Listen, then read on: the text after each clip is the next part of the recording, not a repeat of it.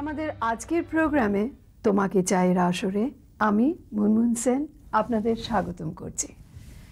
এই আসরে আমরা নানান মানুষের সঙ্গে নানান রকমের কথা বলবো, কখনো একটু মিষ্টি, কখনো একটু টক, কখনো একটু ঝাল ঝাল। আজকে আমাদের অতিথি আমার খুব প্রিয়, আপনাদের সকলের পরিচিত একজন পোয়েট, একজন জার্নালিস্ট, একজন এডিটর, পাবলিশার, পলিটিক্যাল অ্যাক্টিভিস্ট, একজন পদ্মশ্রী উইনার প্রীতিশ নন্দী। তোমাকে চাই না তোমাকে চাই, আজকে আপনাদের সামনে আনছি আমার খুব ভালো বন্ধু প্রীতিশ নন্দী, অনেক কালের খুব ভালো বন্ধু। প্রীতিশ, থ্যাংক ইউ, তুমি আজকে আমাদের তোমাকে চাই প্রোগ্রামে এসেছো। I am just terribly happy. Thank you Munmun. বলো, তুমি কি নিয়ে কথা বলতে চাও? কবিতা লিখতে। আর তোমার প্রথম বিয়েও কলকাতায়? আমার প্রথম বিয়ে কলকাতায়। আমি সামান্য কিছুদিনের জন্য কলেজে পড়েছিলাম। কোন কলেজ? জেভিয়ার্স? না, প্রেসিডেন্সি। অপর্ণা সেন, সৌগত রায় ইত্যাদি সব বন্ধু ছিল। তো তারপর কিছু মাস পরে খুব ইচ্ছা হলো কবিতা লিখবো, শুধু কবিতা লিখবো। লিখলে? তো কলেজ ছেড়ে একটা পাঞ্জাবির দোকানে 14 নম্বর বেন্টিং স্ট্রিটে চা সার্ভ করতে আরম্ভ করলাম। আমার কাজ ছিল ওখানে টি বয়ের। তো সকালবেলা বেরিয়ে যেতাম, সারাদিন কাজ করতাম, রাতে বাড়ি এসে কবিতা লিখতাম। প্রথম বই বেরোলো, luckily that book was A success. কলকাতায় প্রফেসর পি লাল ছিলেন তার পাবলিশিং এ, অসাধারণ লোক। ওনার সঙ্গে আমার কোথায় একবার দেখা হয়েছিল। উনি বললেন, তুমি কি করো? আমি বললাম, কবিতা লিখি। বলে, একটা বই ছাপবে? আমি নিশ্চিত, আমি ভাবতেই পারিনি যে কেউ অফার করবে। আর আশ্চর্য, উনি করলেন। That book was successful. তারপরে বিদেশে একটা বই বেরোলো, তারপরে উনি আরো 2, 3, 4টে বই বার করলেন, কবি হয়ে গেল। কবি হয়ে গেলে তো তাতে তোমার সংসার চলতো? একেবারেই না। ওই কি করে সংসার চালাতে? ওই চাকরি করতাম, ওই চাকরি করতাম। চা দেওয়াতে? হ্যাঁ, ওই চাকরি। কত পয়সা পেতে তুমি মাসে? 300 টাকা। 300 টাকা, তার মধ্যে 200 টাকা লাগতো একটা ফ্ল্যাট নিয়েছিলাম পাম অ্যাভিনিউতে, 12/2/1, আমার এখন নম্বরটা মনে আছে। তার 3 তলা থাকতাম, একটা রুম ছিল, আর তার 2 তলা থাকতো বাহাদুর খান। উনি বাজাতেন আর আমি শুনতাম। তুমি লিখতে? তো আমাকে একটা ছোট্ট 4 লাইনের কবিতা শোনাও, আমাদের শোনাও। আশ্চর্য, এত বছর পর প্রেমের কবিতা শোনাও। আমি লিখতাম ইংরেজিতে। ইংরেজির কবিতা এখানে ইংরেজিতে শোনাও, সহজ ইংরেজিতে শোনাও। আমরা বাঙালিরা একটু পড়াশোনা করেছি, আমরা ইংরেজি বুঝি। Sun in the earth, sunflower, bird in the air, rain, eye within eye, daybreak, whispers again. এটা অনুবাদ করেছিল শক্তি চট্টোপাধ্যায়, আমার মনে আছে। সূর্য মাটি ছোঁয় সূর্যমুখী, হাওয়ায় সাদা ডানা বৃষ্টি, চোখের মধ্যে চোখ, দিন শুরু। শক্তি যখন আমার কবিতার বই বার করে, আমি কবিতাগুলো পড়ে মনে হলো যে আমার চেয়ে অনেক ভালো তার অনুবাদগুলো। আলাদা জিনিস, আলাদা ভাষা, আলাদা জিনিস। সত্যি করে। বাট সুন্দর যে তোমরা দুজনে একসঙ্গে কাজ করতে পেরেছো। তারপর আমি অনেকদিন কবিতা লিখলাম, 3-4টে বই, অ্যাওয়ার্ড পেলে। গোটা 30-40টা বই। 30-40টা বই, একটার পরে আরেকটা। হ্যাঁ। তুমি ক বছর ধরে তুমি শুধু কবি ছিলে? 6-7। শুধু কবিতা লিখে গেলে? না, তারপর আমি ওটা ছেড়ে একটা কোথাও একটা চাকরি নিলাম, সেলসম্যানের চাকরি, স্যান্ডউইচ বলে একটা ছোট, কিন্তু স্ট্রাগলিং টুথপেস্ট বিক্রি করতাম মাঝে। তারপর একটা কোম্পানিতে আমি বিজ্ঞাপনের কাজ করতে আরম্ভ করলাম, হাওড়াতে, গেস্কিন উইলিয়ামস বলে। বিভিন্ন রকমের কাজ করেছিলাম, আর ইচ্ছা ছিল লিখবো, মেইন অবজেক্টিভ ছিল লিখবো। তো কবিতা লিখতে লিখতে খানিক কিছুদিন পরে মনে হলো বড্ড সলিপসিস্টিক, সেলফ ইন্ডালজেন্ট। কিছু একটু লিখি যেটা তফাৎ হয়, সমাজে কিছু তফাৎ হয়। সেইখান থেকে শুরু হলো জার্নালিজম। তো সানডের জন্য, সানডে তখন সম্পাদক ছিল আকবর, সে আমার বন্ধু ছিল। এখনো বন্ধু? হ্যাঁ। তো সে ধরেছিল যে তুমি একটা কাভার স্টোরি লেখো। তো প্রথম লিখেছিলাম কাভার স্টোরি, একটা রিভিউ করেছিলাম, এটা বোধহয় সত্য সাই বাবার বই। তো সেটা নিয়ে এমন তুলকালাম কাণ্ড হলো, প্রায় আমার ঘরটাই আগুন জ্বালিয়ে তোমার দিল। তো সব লেখা নিয়ে, সব কাজ নিয়ে সেরকম কাণ্ড হয়। এই আর্টিকেলে কি লিখলে? না, ওই সাই বাবার কিছু ডিসাইপল পালিয়ে যায়, গিয়ে তারা ক্লেম করে দ্যাট ও আসলে রিলিজিয়াস লিডার নয়, he is a kind of sexual murder. তো সেই নিয়ে আলোচনা আমার, it wasn't my point of view. Subject তোমায় আকবর দিয়েছিল না তুমি চুজ করেছিলে? না, বইটা দিয়েছিল, but the book was phenomenal. R that actually showed me the power of journalism. কারণ কি হলো, ইনভেস্টিগেটিভ জার্নালিজম, প্রচন্ড ইম্প্যাক্ট হলো। ইনভেস্টিগেটিভ জার্নালিজম আর সমাজকে সাহায্য করার মধ্যে হোয়াট ইজ দ্য লিঙ্কটা কি? জার্নালিজম ততদিন অবধি ছিল খুব শান্ত শিষ্ট ভদ্র ব্যাপার, ফিল্ম জার্নালিজম ছাড়া। ফিল্ম জার্নালিজম ছাড়া, হ্যাঁ। তখন বোধহয় ফিল্ম জার্নালিজম জাস্ট শুরু হয়েছে দুষ্টুমি করা। তো আমার ইচ্ছে হলো যে বোধহয় একটু ফ্রন্টেগুলো পিছিয়ে দেওয়া যাক, দেখা যাক কি করে, how to make journalism more powerful, make an impact, enduring impact in the world, in the society, in the environment in which you live. তো তখন আমি চাকরি খুঁজে শুরু করলাম, যে একটা জার্নালিজমের চাকরি খুঁজি। কেউ দেবে না চাকরি, ভয়তে। ভগবান জানে, গাদাগুচ্ছের অ্যাওয়ার্ড ছিল, গাদাগুচ্ছের এই ছিল ওই ছিল, কিন্তু চাকরি নেই জার্নালিজমে। তো আনন্দবাজারে গেলাম, 700 টাকা চাকরি অফার করলো টু বি এ রিপোর্টার। সেটা একটু কেমন আশ্চর্য লাগলো, ভালোই লাগলো না। কারণ আর কিছু না, ততদিনে করাতেই সে বই করেছি, পদ্মশ্রী ছিল, এই ছিল ওই ছিল, মনে হলো যে 700 টাকা রিপোর্টারের কাজ, মানে আমি যখন লিখতে চাই, তোমার দামই দিল না, চান্সই পাবো না হয়তো। তো কি করি, তো ভাবা অ্যাওয়ার্ডটা নিলাম, নিয়ে ভাবলাম চলে যাই লিসবনে, গিয়ে একটা জাহাজ তৈরি করি, এক্স্যাক্ট রেপ্লিকা যে জাহাজ ভাস্কো দা গামা এসেছিল ভারতবর্ষে, তার আত্মীয় স্বজনে খুঁজে বার করলাম ইত্যাদি। তো ঠিক ওই রাউন্ড দ্য কেপ অফ সত্যিকারে round the cape of good hope travel করলে ওটা নিয়ে ভেবেছিলাম, এসে কোচিনে ল্যান্ড করা with the same kind of crew, same number of days, same route, সব ফলো করে আসবো। কিন্তু এই প্ল্যানটার জন্য আমি শুরু করলাম কাজ, হঠাৎ একদিন আমি দিল্লি থেকে আসছিলাম, একটা প্লেনে এক ভদ্রলোকের সঙ্গে দেখা হলো। আমি বললাম তুমি কী করছো? আমি বললাম যে ভাবছি চলে যাবো, কি এই প্রজেক্টটা করবো। তো মাথা খারাপ হয়েছে নাকি, এত ভালো লেখো, পাগল। তাহলে আমি কী করবো, আমি জার্নালিজমের চাকরি খুঁজছি, কেউ দেবে না। বা তুমি এসো তো, কাল সকালে আমার সঙ্গে দেখা করো, আমার একটা কোম্পানি আছে, তুমি তার চালাবে সেটা। কোথায়? বলে বম্বেতে। দূর, কে বম্বে যায়? বম্বে, যেখানে সব স্বপ্ন সফল হয়। আমি ভীষণ, I was very deeply attached to Kolkata. খুব আমাকে ওই সম্পর্কটা খুব নিবিড় সম্পর্ক ছিল শহরের সঙ্গে। তারপর দিন দেখা হলো, তো বললে না তুমি চলে এসো। তাহলে কি কাগজের নাম কি বলুন না?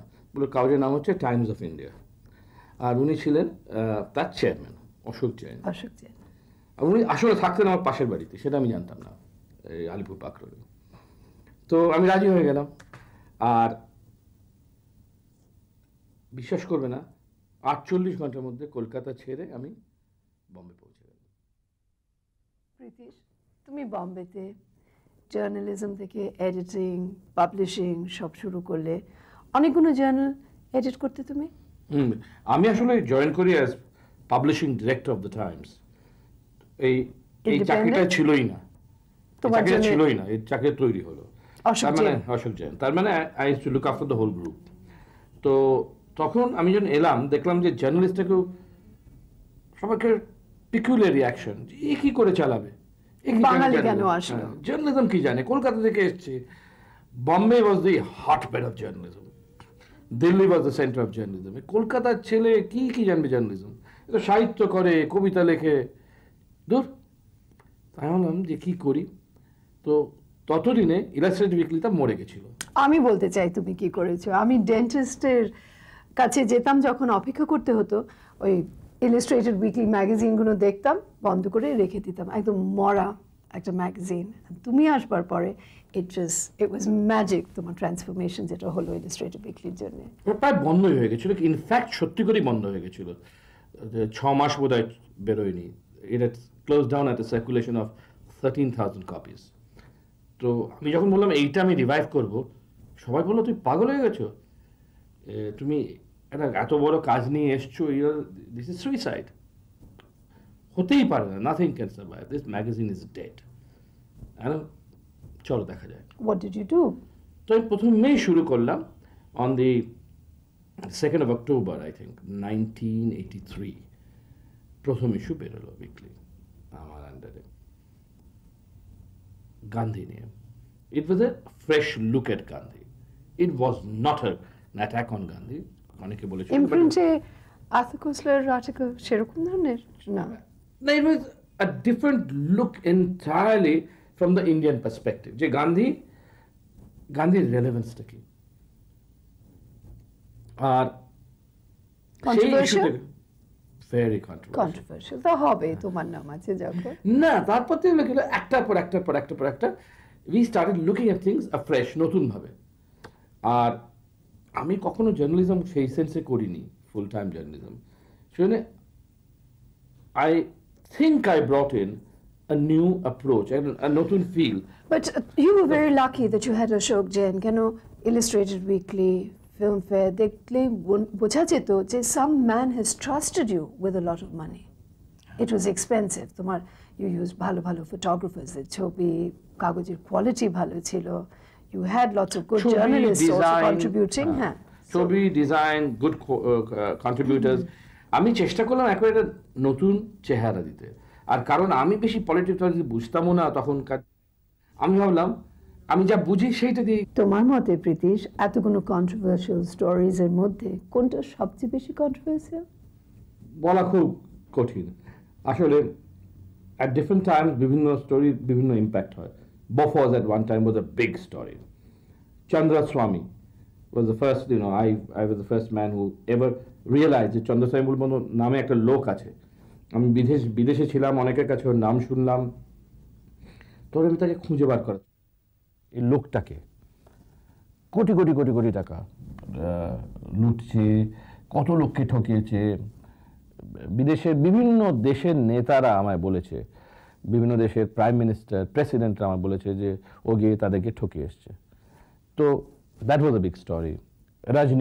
রাজনীশ আশ্রম যখন ভেঙে গেল, মা আনন্দ শিলা উনি পালিয়ে গেলেন ব্ল্যাক ফরেস্টে। আমি খুঁজে গিয়ে তাকে ইন্টারভিউ, হ্যাঁ, I interviewed her inside a maximum security prison in Berlin, in Bonn. তারপর ফ্র্যাঙ্ক ক্যাম্পার, যে আমাদের কিছু কিছু শিখ টেররিস্ট লাইক লাল সিং যে কনিষ্ককে উড়িয়ে দিয়েছিল, তাকে ট্রেন করেছিল inside special training field for mercenaries in Alabama.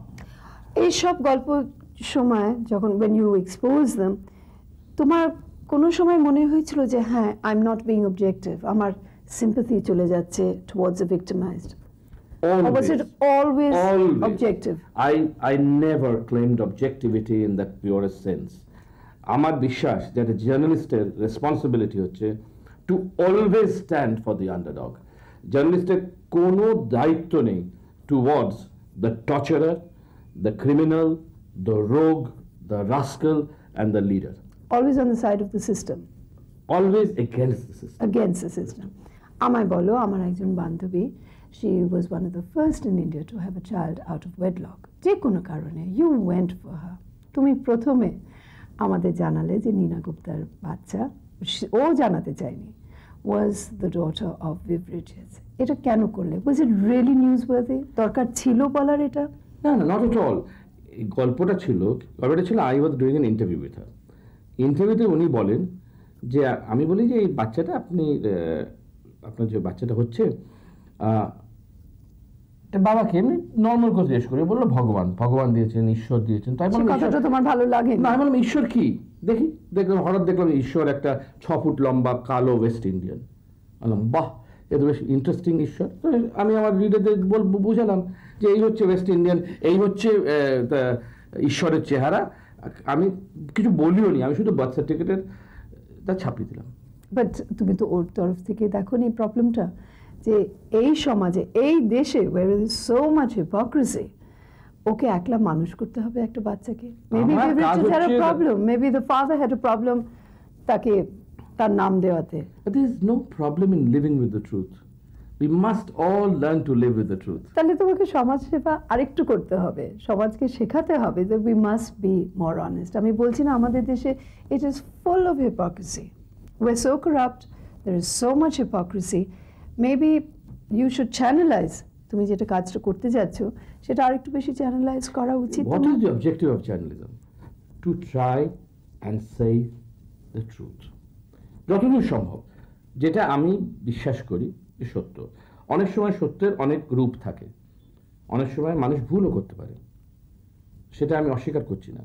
কিন্তু সাধারণত যে কোনো জার্নালিস্ট, লাইক যে কোনো ভারতবাসী জানে কি সত্যি কি মিথ্যে, কিন্তু আমরা সবসময় সেই হিপোক্রেসি নিয়ে বসে থাকি। অ্যান্ড কিছুটা আমরা চাপা দিই নিজেদের কনভিনিয়েন্সের জন্য। আরেকটা অ্যাকুজেশন তোমার বিষয়ে আছে, which I enjoy, সেন্সেশনালিজমটা আই এনজয় ইট, আমি তোমাকে অ্যাকিউজ করি না। বাট অনেকে বলে তুমি যেসব গল্প নিয়ে, যেসব ফ্যাক্টস নিয়ে লেখো, তুমি ইচ্ছে করে সেই ফ্যাক্টস, সেই গল্প চুজ করো যাতে তোমাকে নিয়ে একটু, আমি ভীষণ বিশ্বাস করি, বেশি কথাবার্তা হয়, আলোচনা হয়।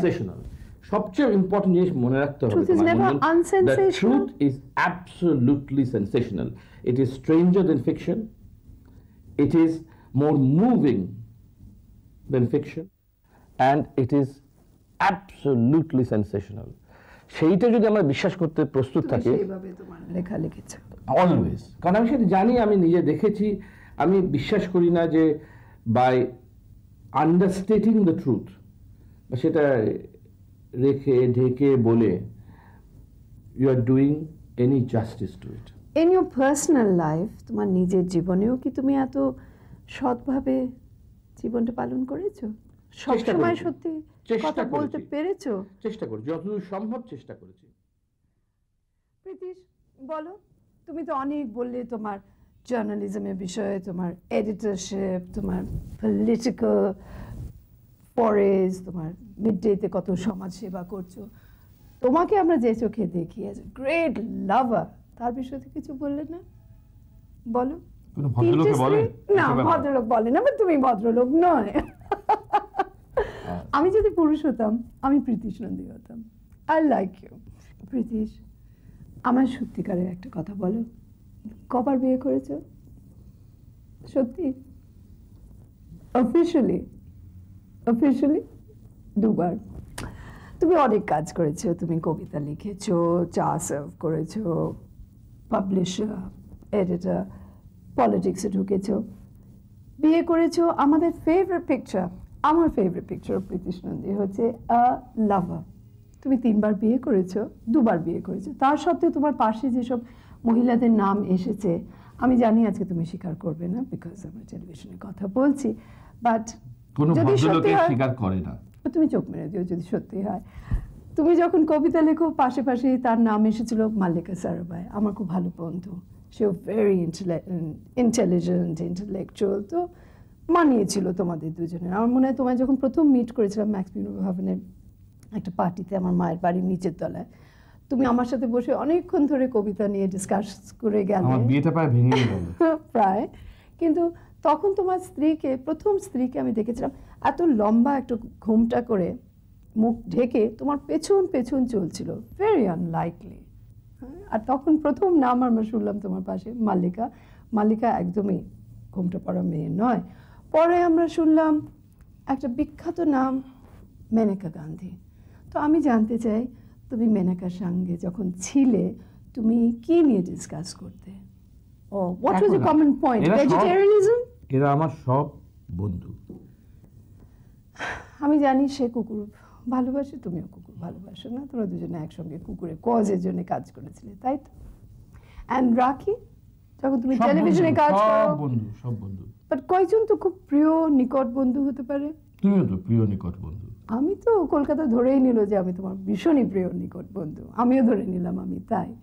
বাট ওকে, আমি খুশি তুমি জেন্টলম্যান, আর কিছু তোমায় জিজ্ঞেস করবো না, কিন্তু তুমি জেন্টলম্যান কিছু বলতে পারবে না। But I would like to thank you যে তুমি আজকে এসেছো আমাদের প্রোগ্রামে। তোমাকে চাই, আর জেনেও যে আমি তোমাকে চিরকালের জন্য চাইবো।